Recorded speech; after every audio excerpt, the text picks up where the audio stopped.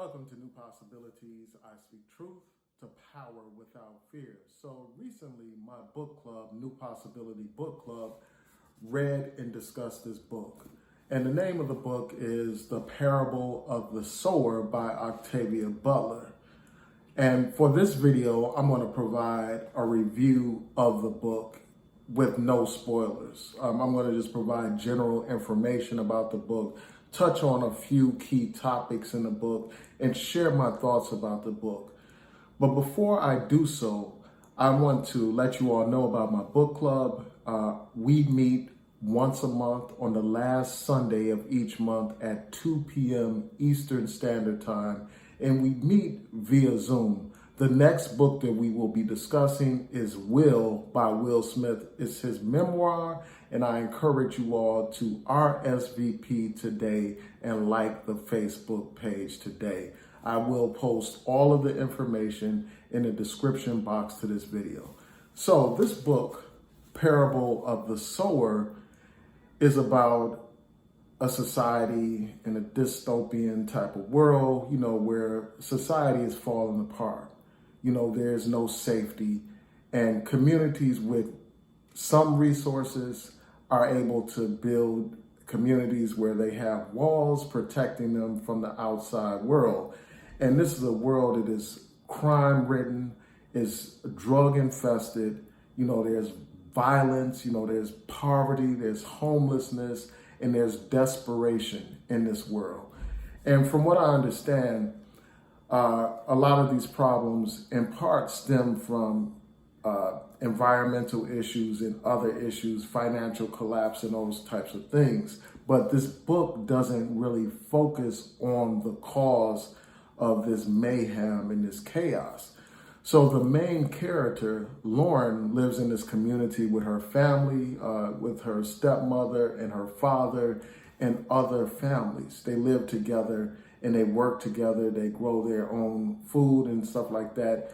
And they even have, some of them have jobs and things of that nature. So they're living a relatively decent life under the circumstances. But at some point, the wall to their community is destroyed and they are left to deal with the aftermath. So that's a broad background of the story. And one of the key things in this story is the fact that this main character, Lauren, develops her own outlook on the world, or her own view about life. And some could say it's a philosophy or it's her own religion, but it's a very interesting take on things. And basically, she calls her philosophy Earthseed. And one of the key ideas behind her philosophy is the idea that God is change. Throughout this book, she is quoting Earthseed, and Earthseed is basically her journal, or what would be equivalent to her religious text. And so throughout this book, she is quoting that, reciting it like one would recite from scripture. But these are notes that she's taken in her own journal, reflecting her views on life.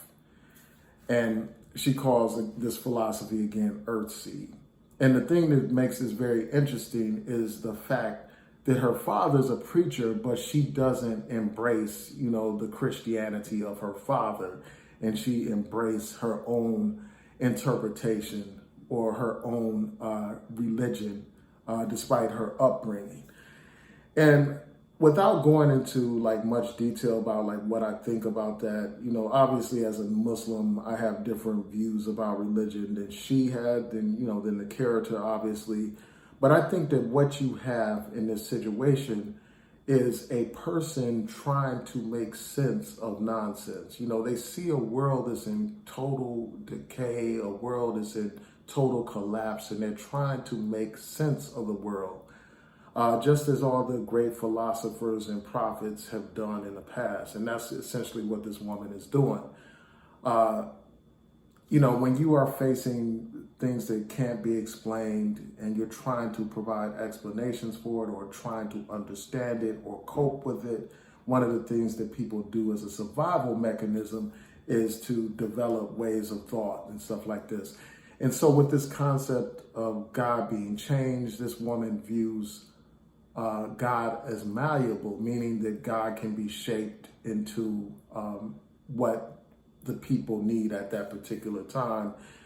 And so it's really a profound type of philosophy that, is thought-provoking, whether people agree with it or not. And one of the things that she talks about is forming a community. Like, that's one of the other major themes of this philosophy that this woman has. And she's a very young woman. She starts off at 15 or so, even younger than that in this book. And where it leaves off, she's like 18, recently turned 18. But even at that young age, this woman develops this philosophy. So yeah, it's very interesting. It's a very interesting philosophy. And again, one of the aspects of it is developing a community. And instead of looking at heaven as some place that people go in the afterlife, she views it as a place that people can create either here on earth in this life or even among the stars. One of the things that she talks about is leaving the earth completely. And this book, oddly enough, takes place during this time. It was written back in the 90s, but it takes place in the 2020s. So it's a very interesting book. This book is about survival. It's about what people are willing to do in a state of panic or in a state where they're trying to do everything that they can to survive. When somebody's living behind the comfort of walls and protection and stuff like that, they have relative ease in some kind of way. Even though the society is going to hell in a handbasket and everything, in that small little enclave, people have some kind of relative ease compared to what other people are dealing with. So they're not doing the same types of things that the other people are doing to survive. But Lauren learns quick enough when her community is invaded that she has no choice but to do what's necessary to survive, even if that means taking people's lives. And the situation gets so bleak in this book that some people have actually resorted to cannibalism. So this story also deals with the issues of class, the issues of treatment of workers. It actually deals with slavery at one point. Much like how there were sharecropping systems set up in the past. In this world, a lot of these corporations basically become like slaveholders literally like slaveholders. So that's an issue that comes up in this book. Just like the stark differences in class, issues of race come up, like the issue of tribalism, basically. How when people are in desperate conditions, they resort to like tribalism and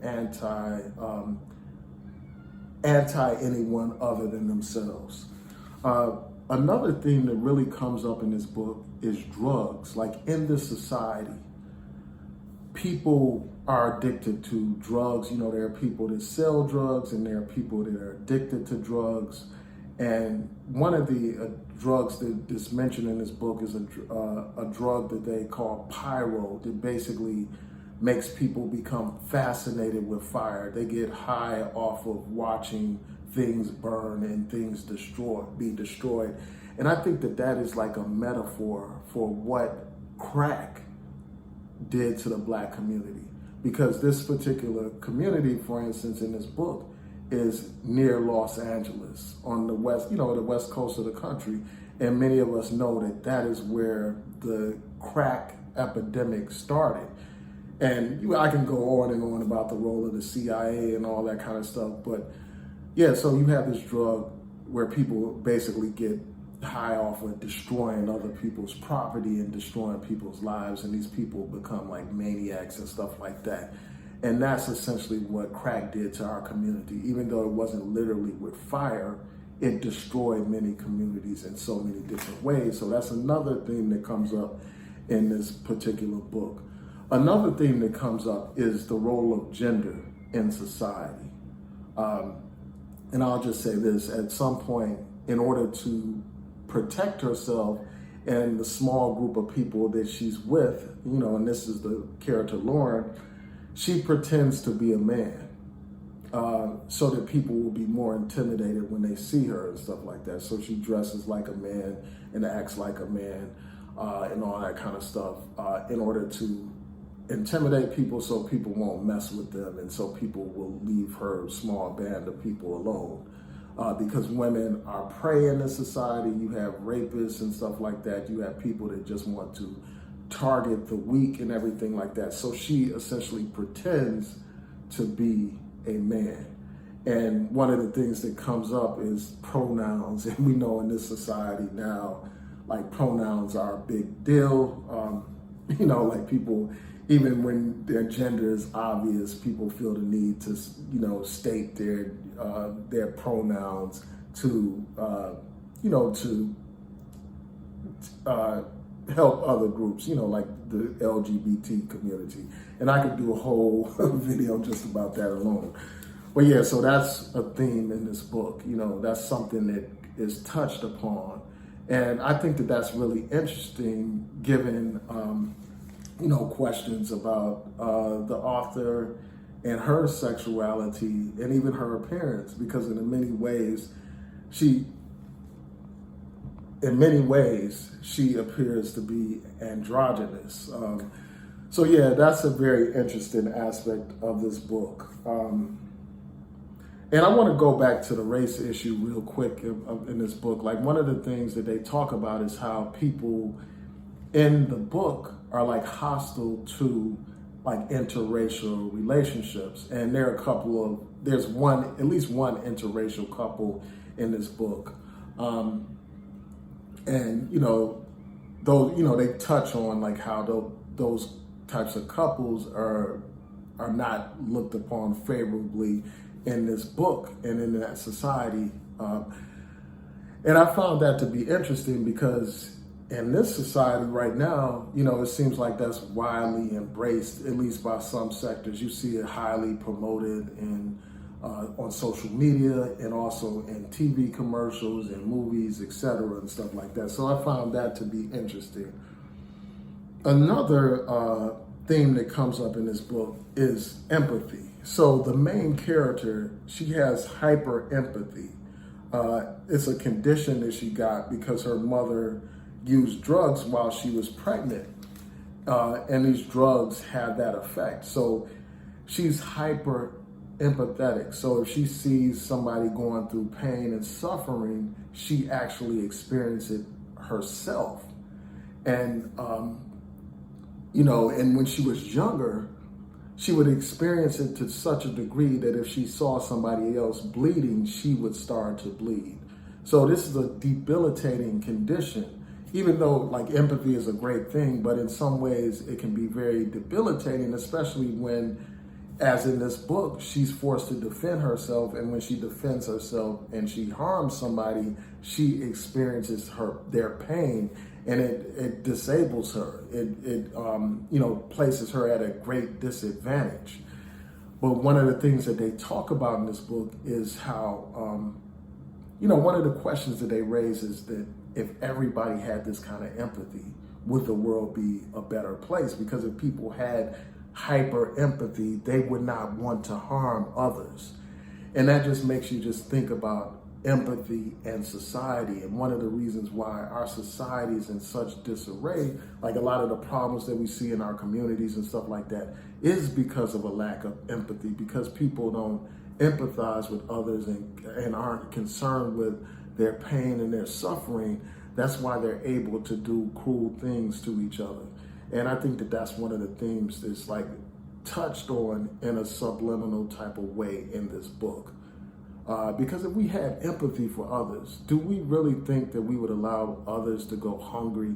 If we had empathy for others, do you think we would allow people to be impoverished, to be without health care, without educational opportunities, etc.? So yeah, I mean, that's a major theme. Another theme that's talked about in this book is the role of the police in society and the role of politicians. Throughout this book, they basically, the author depicts police and politicians as being inept. Because even though you have all this chaos going on, you still have a police force at this point in this book. But these police are completely ineffective and they are totally corrupt in this book. And services aren't for free as they are in this society, in our current society, in this book. So it's essentially like these police have to get paid and all that kind of stuff. They're non-responsive. And when people contact the police, instead of the police actually helping them, the police end up arresting them for having weapons and stuff like that to defend themselves and protect themselves in light of this horrible environment that's going on.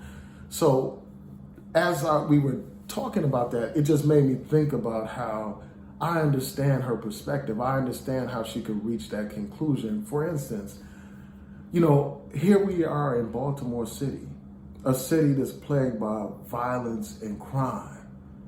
But yet these police get all of this money. All this money goes to the police department, but yet and still our communities are not any safer despite all these funds that go to the police. Every year for the past 5 or 6 years, over 300 people have been murdered in this city. And the same is true around the country in certain communities. The police are less responsive to poor people, to poor Black people, and they're more responsive to those who have resources and those who have money. And it's also based on race, and perception of the police is based on race in part because of differing experiences based on race.